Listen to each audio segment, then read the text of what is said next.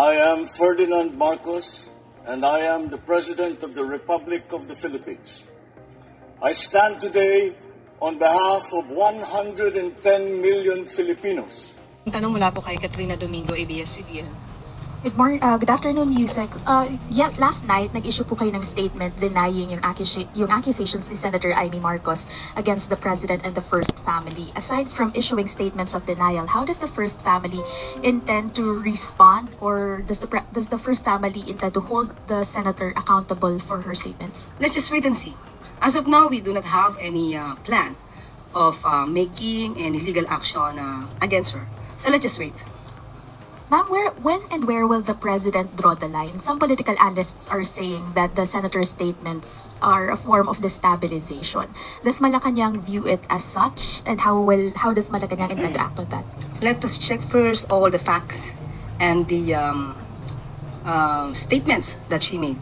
Then it's up to the DOJ, maybe Ombudsman, if they will make any initiative to investigate this matter. Next question mula po kay Jean Mangalus, PhilippineStar.com.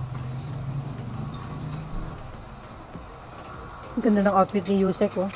Good afternoon. So the shakeup with the economic managers comes in the last stages of the budget deliberations. How will this affect the 2026 budget? And does the palace think that these reassignments are enough to restore the people's trust in the budgetary process? Well, maybe it may be an issue, but we were able to talk to Secretary Go, and according to him, any reassignments of the cabinet members to DOF and DBM, they are all the same people who work on the budget, who work on the finance, so there will be no problem with that. So can we assure the people of a timely passing of the budget? Timely passing of the 2026 budget? Yes, there will be. They are working on that. Sunod na tanong mula po kay Bella Carriazo, Philippine Star. Good afternoon, ma'am. Ma'am, may mga kaalyado po si Vice President Sara Duterte na nananawagan ng pag-resign na ni Pangulong Marcos. So magiging option ba ito ng Pangulo? At categorical po na maaaring niyo pong sabihin na hindi kailangan magre-resign ng Pangulo? Bakit nga ba? Kailangan niyo mag-resign na ba? Ulit? Vice President Sara Duterte. So kailangan pa po bang i-memorize ito? Lahat naman yata ng supporter ng Vice Presidente ang nais ay paalisin sa pwesto ang Pangulo. Tama. Bakit? Para pumalit ang Vice Presidente? So, option ba ito? The President is still working and keeps on working for the country. That's correct. So, hindi po option sa administrasyon, sa Pangulo, ang pagbibitiw. Ang Pangulo ay matapang, nahaharapin kung ano man ang suliranin ng bansa. At sila mga nag-iingay, sila ay ingay lamang. Follow up lang, ma'am. Sabi naman ng DDS. While si President Marcos po ang nagsimula nitong pag-investigate dito sa corruption allegations, hindi po nyo ba nakikita na nagbubumirang ito sa kanya at bandang huli siya pa yung talaga mapupuntiran nitong investigation na ito? Hindi po natin nakikita nagbubumerang ito, pero ito ang nais ipakita ng mga propagandista, mga destabilizers para mailihis ang issue tungkol sa talagang nasasabing sangkot dito. Mga sangkot na nanais na makaligtas at makalusot. Dahil kapag nawala ang Pangulo sa kanyang pwesto, malamang muli magiging maligaya ang mga nasasabing sangkot dahil ang susunod na liderato, ipagpapatuloy kaya itong paninindigan ng Pangulo na sawatain at pugsain ang korupsyon. Sabit sa mga One DDS. related question from Ivan Mayrina. Yusek Castro talaga, oh. Yusek, does the President feel compelled to personally and directly confront the allegations against him? What do you mean? Yung siya po mismo ang sasagot. Ano bang dapat sagutin? Well, corruption allegations and the allegations of drug use. Sino po ba ang nagbibigay ng alegasyon tungkol sa korupsyon? Ang sinabi ni Zaldico, pauwiin po natin siya dito, ibigay niya ang tamang mga dokumento niya kung meron siya, at saka po natin sagutin ang inyong katanungan. Correct. Pero ganun pong hindi siya magbibitiw ika ninyo. But how is magbibitiw this ang going to Pangulo? affect his governance? Kasi whether true or not, meron po itong impact, for example, There's maybe no sa impact. international community or maybe No. domestically, meron pong mga nagdududa sa mga aligasyong ito. Ang mga magdududa lamang dito ay yung hindi gagamit ng kanilang isipan para alamin ang katotohanan. Matagal ng issue ang mga binabato sa Pangulo. Ito ay napasinungalingan na natin. Nagkaroon na po ng resulta na galing sa St. Luke's about Didartes at pati po yung mga AI video na ipinupukol sa Pangulo na napatunayang peke, lahat po yan ang nasagot na. So, hindi po ito makakasira sa Pangulo dahil alam ng taong bayan, mas maraming taong bayan ang naniniwala sa ginagawa ng Pangulo para sugpuin ang korupsyon. Tama. Sunod na tanong mula kay Sabi Alvin sa mga Babaso, DDS. Radyo Pilipinas. Pulburing video pa kayo Sige, dyan. good afternoon po. Isang sa mga naging accusation, revelation kay Pangulong Marcos from video ni Saldico hanggang yung kahapong statement ni Senator Amy Marcos. Sa assessment ninyo, nakatrigger ba ito ng public outrage against the President? No. Sa tingin po natin, nakatrigger ng public outrage, hindi sa Pangulo. Kung hindi, bumabalik ito sa kasinungalingan nila Saldico at sa ni Senator Amy Marcos. Agoy. Marami na po mga eksperto, marami na rin po na mga liderato na nagpapatunay na ang sinabi ni Saldico ay kaduda-duda. Correct.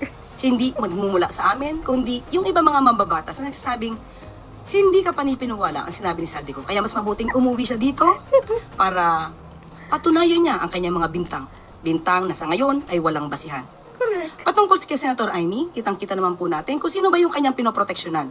Kitang-kita nyo na ang Pangulo ang gusto niyang sirain, pero ang pinoproteksyonan niya ay yung may issue tungkol sa korupsyon na si Vice Presidente. Oh, ano na? Hindi man lang niya iningayan ang patungkol sa issue ng confidential funds. Hindi rin niya iningayan ang pagpapadala sa dating Pangulong Duterte sa ICC. Ang iningay niya dito ay pabor pa mismo sa taong umaming siya ay murderer. Hindi man lang yata niya inisip ang kalagayan ng mga taong di umanong biktima ng EJK. So kita niyo naman kung saan siya patungo, kaya wala siyang gagawin kundi isang desperadong aksyon. Sirain ang Pangulo para proteksyonan ang kanyang mga kaalyado. Sabes na naman mga DDS. Sunod na tanong mula kay Ann Soberano, Bombo Radio. Yusek, good afternoon. Just a reaction lang from Palace.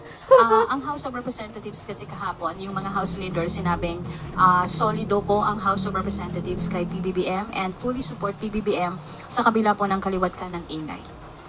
Ibinabato sa Presidente. Maraming salamat at dahil marami pa rin po naniniwala sa ating Pangulo. Dahil ang mga taong gumagamit ng kanilang isipan at nag-a-assess ng katotohanan, maniniwala sa ginagawa ng Pangulo. Ang pagsugpo sa korupsyon. Alam nila na ang lahat ng ibinabato sa kanya at ingay na ibinabato ng mga destabilizers ay pawang ingay lamang upang magdulot ng kaguluhan sa ating bansa. Ma'am, nasagot niyo naman po yung issue na yung regarding sa legal na hakbang ng posibleng legal na hakbang na gagawin ng first COPA laban kay Senator Amy Marcos. Sabi niyo wait and see. Pero kukuha lang po ako ng reaction din. Si Majority Leader Sandro Marcos nagbigay din ng pahayag kay Senator Amy at sinabi niya na hindi ito asal ng isang tunay na kapatid. Tinawag niya itong web of lies. Reaction. Yung kasinungalingan naman po talaga, kitang-kita niyo naman po.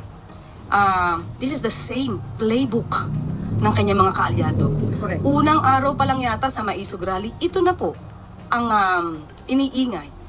Pero after a while, nagsalita ang dating Pangulong Duterte na walang katotohanan ng kanyang binibintang patungkol sa paggamit ng droga laban kay Pangulong Marcos Jr. So paiba-iba ng kwento, pero isa lang ang adhikain, tanggalin ng Pangulo sa pwesto. Correct. Yung po sinabi ni Majority Leader, ma'am, hindi ito asal ng isang tunay na kapatid. At yun nga, ano po yung reaction ninyo?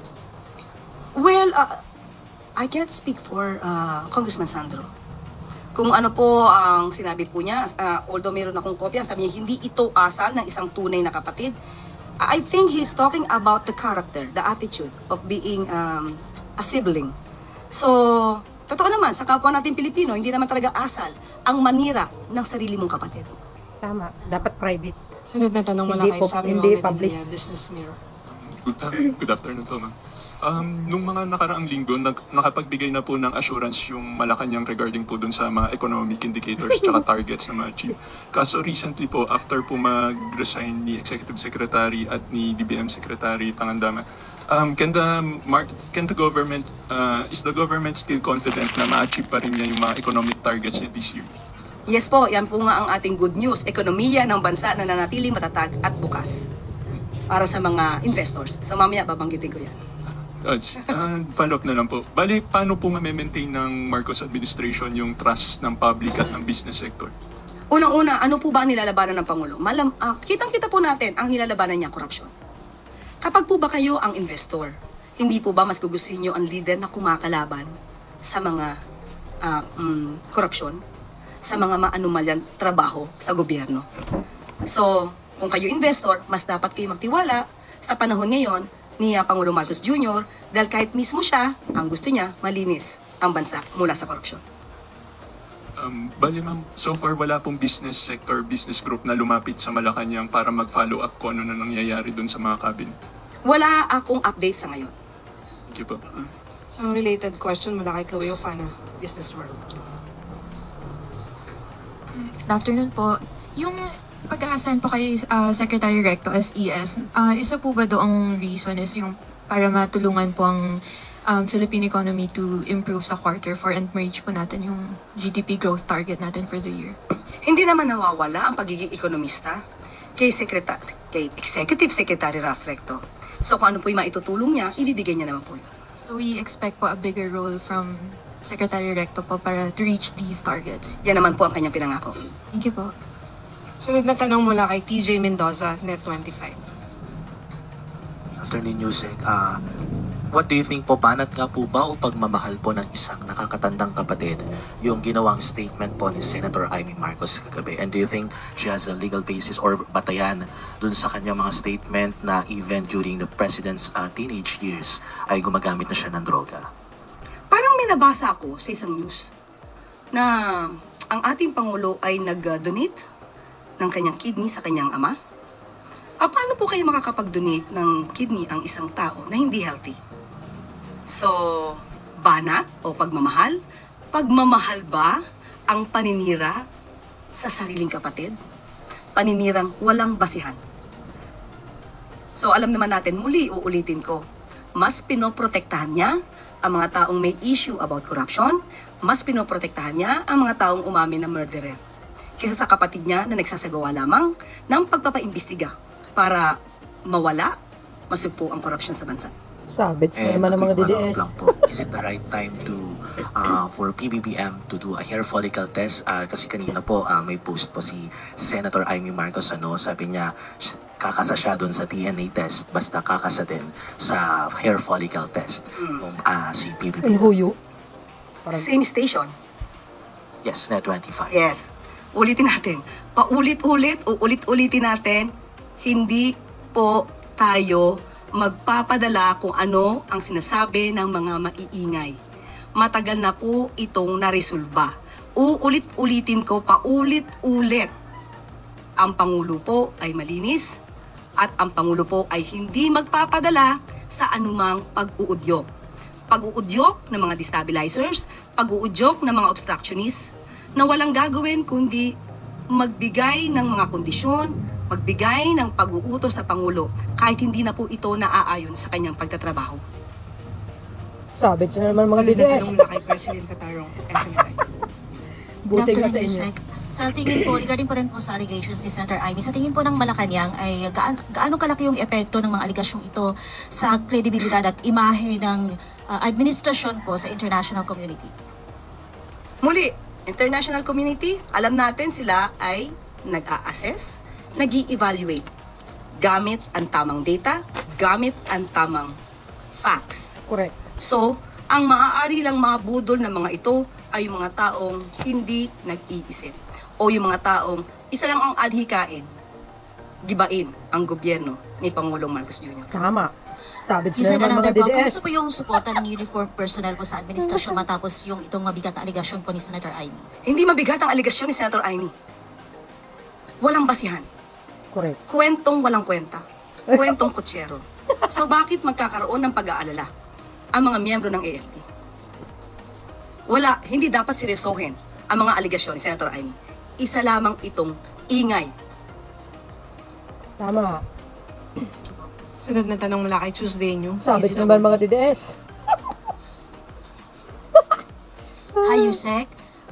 Ano po ba ang plano ni Pangulong Marcos dito kay Deputy Secretary Sani Angara? Kasi at one point nabanggit din po ang pangalan ni Secretary Angara na di umano kasama doon sa mga nakinabang sa kickback sa flood control projects. Magsasubmit din po ba si Senator Angara ng resignation letter, if ever tatanggapin ba ni Presidente? It's just a hypothetical question. Hindi po natin masasabi. Dahil kung ang paniwala naman po ni Secretary Angara ay siya'y malinis at walang dapat na ikabahala, hindi niya kailangang mag-submit ng resignation. Another one, ma'am. Mayroon na pong mga impormasyon na si DepEd Undersecretary Trig V. Olivar ay nakasama rin pong napangalanan dito sa flood control mess. Nag-submit na raw po ng courtesy resignation. Natanggap na po ba ito ng OP or OES? Sa ating pagkakaalam, tinawagan po mismo natin si Yusek Tregiv at siya po daw ay nagbigay ng kanyang resignation letter. Kahapon. Na po ito. Kahapon pa lamang po. So hindi pa po tinatanggap? Hindi po natin alam kung nabasa na po ng Pangulo, pero pinadala po kahapon. Okay, salamat po. One related question from Katrina Domingo. Savage ng mga DDS. Ma'am, you mentioned on Secretary Angara na kung ang paniniwala niya siya ay malinis, hindi niya kailangan mag-submit ng resignation. Following the same logic, applying it to former Executive Secretary Lucas Bersamin and former Budget Secretary Amina Pangandaman, bakit po magkaiba yung application ng logic or ng treatment doon sa tatlong sekretarya? Does it imply that the former ES and the former Budget Secretary may somehow have a sliver of doubt in terms of their integrity, unlike Secretary Angara? Liwanagin natin. Wala pong pagkakaiba. Ang dalawa po, si Executive Secretary at si Secretary Mina ay voluntaryong nag-resign out of delikadesa at gusto nila kung magkakaroon man ng investigasyon ay may malayo magkakaroon ng investigasyon. Ang Sekretary Sani Angara, wala naman po siyang voluntaryong pag-resign. At ang sabi po natin, kahit po nag-resign si ES Lucas Bersamin at si Secretary Mina, nandun pa rin po ang tiwala ng Pangulo sa kanila. Even out of delicadeza? Secretary Sani Angara, I think that the question should be thrown at the Secretary Angara. Huling tanong mula kay Bettina Unite, Manila Bulletin. You earlier mentioned po that the government would provide protection to Saldico po if he comes home and testify po. Is this confirmed, and kung anong klaseng protection po yung ibibigay ng gobyerno po? Again, what is confirmed? Kung magbibigay ang gobyerno ng protection po if he comes home and testifies. Kahit naman po sinong Pilipino ang uuwi dito at sinasabing nanganganib ang kanilang buhay, bibigyan po ng protection ng gobyerno. At pati po ang Office of the Ombudsman sa ating pagkakadinig ay sinabing po proteksyonan po siya. Ivan Mayrina, GMA 7. Yusek, have you spoken to the President since last night nung nag-deliver po ng speech niya si Senator Amy? Napapansin po kasi natin sa messaging ninyo ngayon, you're not holding your punches anymore. What do you mean I am not holding my punches anymore? Direkta nyo na pong kino-question ang mga aksyon ni Senator Amy, ang kanyang motibo. Ito ho ba ay may basbas ng Pangulo? Itong messaging ninyo, what you're saying to the public about Senator Amy Marcos? Ang mandato ko dito, hindi lamang maging tagapagsalita ng palasyo, kung hindi ang mandatong ibinigay sa akin ng Pangulo ay to counter fake news. No. So ang sinasabi po natin dito ay para malaman ng tao ano ba ang katotohanan. Kung hindi po tayo magsasalita, maliligaw ang kapwa natin Pilipino. Yun. Yes, nagkausap kami ng Pangulo. Pero kung anong pinag-usapan namin, hindi ko na po i-reveal sa inyo. Supalpal si Again, Evan the question, Marina. may basbas po ng Pangulo ang inyong messaging dito tungkol kay Senator Amy. Ba, hindi nakaintindi ito. Anong messaging po ba ang sinasabi? Madami na po ako sinabi. Yes, ma'am. Yeah, all of the things you said. Okay, muli, uulitin ko po, ang ating isa sa mandato ay to counter fake news. So lahat ng aking sinasabi dito, at ito ay para mag-counter ang fake news, lahat po yan ay may basbas mula sa Pangulo. Talaga si Ivan Marina, ang kulit-kulit. Hindi na supalpal ka ngayon. Paulit-ulit, hindi nakakaintindi. Lang, ano po. Ang business group po, ECO, particularly si Ginoong Sergio Ortiz Luis Jr., ay tahasan na pong nagsalita na dismayado sila sa nangyayari ngayon. Nakakapirwisyo na raw po sa kanilang mga negosyo itong nangyayaring anomalya sa flood control projects, aligasyon sa Pangulo. Parang ang sinasabi po niya ay tapusin na yung ganitong mga kontrobersiya at ano raw po ang inaasahan nilang gagawin ng palasyo para itong mga ito ay hindi na makaabala sa takbo ng negosyo sa bansa. Totoo naman po, ang mga ingay na to nakaka-apekto po to sa ekonomiya. Pero ano po ang maaaring gawin? Isinisigaw ng ibang mga grupo, dapat maging transparent, dapat ipakita, isa publiko ang paghihiling ng ICI. Pero ang pagsasapubliko ng anumang hearing, nakakapagdulot ito sa pagpapagulo. Although nakikita natin ang katotohanan, pero nagiging issue siya everyday. At itong mga isyong ito ay nakakaapekto sa ekonomiya. So paano pahihintuin to? Kapag ipinahinto na isa publiko ito, sasabihin naman ng mga nag-a-advocate ng freedom of expression and transparency and accountability, ay tinaktakpan ng gobyerno ang paghihiring. Tinatakpan ng gobyerno ang mga dapat na isiwalat. So, ang Pangulo, kung ano ang nararapat, gagawin niya. Hindi niya hahadlangan ang paghihiring, hindi niya hahadlangan ang managot, ang dapat na managot. At sana, maisip din ng mga kababayan natin, yung mga maiingay lamang, yung walang lihitimong adhikain, naaapektuhan po ang ekonomiya natin sa mga ingay ninyong walang kakwenta-kwenta. Tama, sabits na naman mga DDS. Ivy Reyes, Billionario. Hi, Yusek. Good afternoon, ma'am. The flood control mess. We know that Malacanang remains confident about the president's move to investigate the flood control investigations. But resigned Congressman Zaldico's statement already led to 3 resignations, and former Undersecretary Roberto Bernardo led to the ouster of Senate President, and House Speaker Martin Romualdez was replaced. So maybe know if Malacanang and the president is still confident that his administration will finish strongly until 2028. Hindi ba mas dapat natin gustuhin kung yung sinasabing na-involve sa anomalyang to ay mawala sa posisyon? Mas gugustuhin natin na maging malaya ang pag-iimbestiga. So hindi ba mas gugustuhin to ng tao na dapat yung di umanong nasasangkot magbigay daan sa malayang pag-iimbestiga?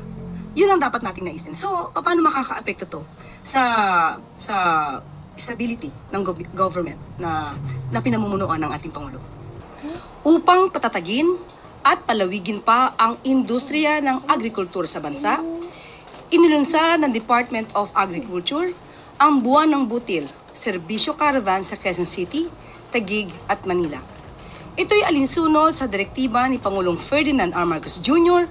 na palalimin pa ang kaalaman ng mga Pilipino sa industriya ng agrikultura. Sa ilalim ng programa, inilalapit mismo ng DA sa mga mamamayan ang mga serbisyo nito upang ipamalas ang suporta ng pamahalaan sa ating mga magsasaka, mangingisda at mamimili. Tampok sa caravan ang Kadiwa program kung saan makakabili ng mura at dekalidad na 20 pesos kada kilo ng bigas. Pamimigay ng mga libreng punla, fingerlings and coconut seedlings distribution, at mga training patungkol sa organic agriculture. Bukod dito, isinusulong din ang food security at sustainable farming sa nasabing programa. Ngayon, ang huling araw ng serbisyo caravan ng DA at matatagpuan ito sa 3 magkakaibang lokasyon. Sa BPI compound sa Malate, FTI Administration Building sa Taguig, at sa NFA Building sa Visayas Avenue, Quezon City. Sa kabilang dako naman, lumapag na sa Catanduanes ang programang Benting Bigas Meron Na. Ito'y bahagi ng advokasya ng Administrasyong Marcos Jr. upang gawing abot kamay ang pagkain para sa mga kabilang sa vulnerable sectors. Kasama sa priority beneficiaries ng programa ang mga miyembro ng 4Ps, mga PWD, solo parents at senior citizens. Inaanyayahan ang lahat ng eligible beneficiaries na magtungo sa Kadiwa ng Pangulo Outlet na matatagpuan sa Capitol Grounds sa Virac, Catanduanes.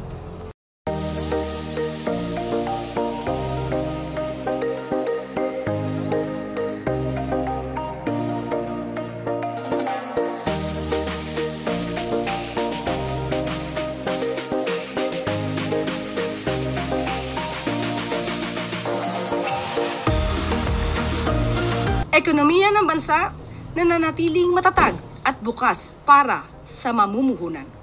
Sa ilalim ng pamumuno ni Pangulong Ferdinand R. Marcos Jr., nananatiling matatag ang ekonomiya ng Pilipinas na may matibay na pundasyon at bukas sa pagkakataon para sa mga mamumuhunan. Ito ay sa kabila ng mga hakbang ng administrasyon na wakasan ang malawakang korupsyon sa bansa habang pumapanig sa tapat na pamamahala at pagtugon sa mga hinaing ng taong bayan. Sa ulat ng Department of Finance sa pangunguna ni dating Finance Secretary at ngayon Executive Secretary Ralph Recto, Hindi matitinag si Pangulong Marcos Jr. sa pag-usig sa sino mang nasa likod ng mga tiwaling gawain. Kamag-anak man, kaalyado, o kahit na ang sariling kadugo. Sa hiling ng taong bayan para sa reforma sa pamahalaan, naninindigan ang pamahalaan na ang lahat ng ito ay tinutugunan sa pamamagitan ng konkreto at mabilis na aksyon, alinsunod sa kautusan ni Pangulong Marcos Jr. Sa ngayon, mayroon nang nakalatag na mga komprehensibong catch-up plan ang pamahalaang Marcos Jr. ayon sa national priorities at mapabilis ang paglago ng ekonomiya. Higit sa lahat, tinitiyak din ng pamahalaan sa taong bayan na nasa tamang landas ang fiscal condition nito at positibo ang mga inaasahan sa mga darating na buwan. Unti-unti ring ibababa ng pamahalaan ang deficit at utang habang lumilikha ng mas maraming trabaho. Tumataas ang kita ng mga Pilipino at mas marami pang aangat ang buhay.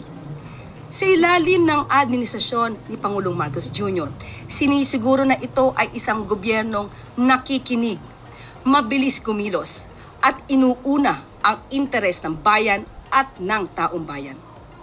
Ito rin ay isang gobyernong tumutupad sa pangako, walang takot, walang pinapaboran, at walang pag-aatubiling pinapanagot ang sinuman.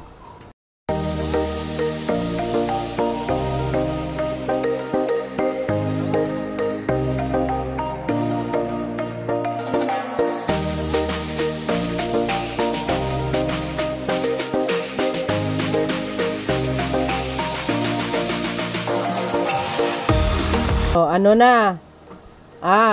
Mga salot. Anyari. Bigo na naman kayo sa rally. For your information, mahal ng sambayan ng Pilipino, ang Pangulong Marcos Jr. Except lang yung mga dutae. Di ba malinaw yung sinabi ni Jose Castro? Sino bang sinusuportahan ni Amy Marcos? Di ba yung si Sara Duterte? Di ba? Huwag niyo sabihin hindi totoo. Kahit sino sa inyo, mga dilis, nakikita nyo kung saan panig si Amy Marcos. Amy Lacson. Sus, gusto nyo lang pababain ng Pangulo para absuelto yung mga kaalyado na kurakot Huwag nga kami. Kami, BO na hindi namin nakikita yung nangyayari. Hindi sa 4K Marcos loyalist kami. Nakikita rin namin kung ano pinaglaban ng Pangulo. Ang tagal-tagal ng korupsyon sa Pilipinas, hindi naman lang nasawata ng mga nakaraang administrasyon. Sus, style nyo bulok. Gusto nyo paupuin yung pro-China. Gusto nyo paupuin yung magnanakaw talaga. Yung mamatay tao. Sus. Di sabits kayo na naman kayo sa Castro. Gunggunayo. Yan ang napala nyo Kitang-kita naman yung paninira ni Senator Amy sa kapatid niya bakit? Anong sabi niya? Lasinggo? Sugarol? What? Grabe, party. Hindi ba nakikita si Digong na nagpa-party doon sa Malacanang? Nagbo-ballroom sila, dalawa sila ni Badoy. Nakikita nyo yung ibang tao, pero yung gabundok na muta nyo, hindi nakikita. Mahiya kayo sa sarili nyo, oy. So yun, mga kababayan, anong komento nyo dito? Di sabits na naman ng mga dilis. Buti nga sa inyo yan. Alam nyo, hanga ako kay Jose Castro. Pinagtatanggol niya si Pangulong Marcos Jr. Sa totoo lang. Hangang-hanga ako sa kanya. Lahat ng sinasabi niya,